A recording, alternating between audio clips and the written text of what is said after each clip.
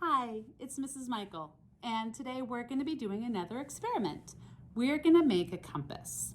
So there's very few materials that you need in order to make a compass, and you probably have them all at home, even if you don't have one of the kits. You need a sewing needle, and this can be any size needle. You need a magnet, so if you have the kit, it's in your kit. If not, a refrigerator magnet works well. You need a piece of styrofoam.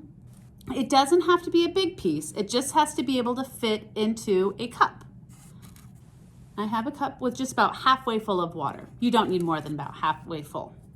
So I'm going to put my piece of styrofoam off to the side, and I'm going to hold onto my magnet by the ball point.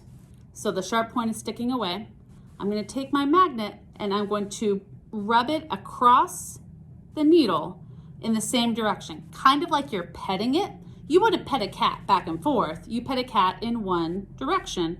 We're going to do the same thing with this. So we're going to stroke it about 20 times in the same direction from my fingers down to the sharp point. So 1, 2, 3, 4, 5, 6, 7, 8, 9, 10, 11, 12, 13, 14, 15, 16, 17, 18, 19, 20. Put the magnet down.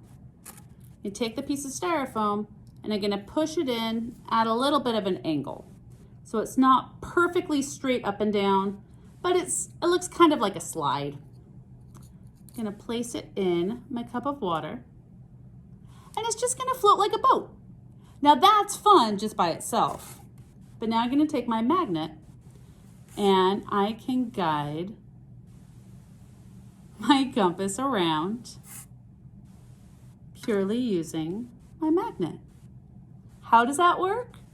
When we were using the magnet, when we were stroking on the needle, we were changing all of the atoms in there. We were pointing them so that they would all face the same direction. Once they're facing the same direction, they're all going to be attracted to the magnet. So we can just play with this and have fun with it. But this is how a compass works, because the Earth is like a ginormous magnet.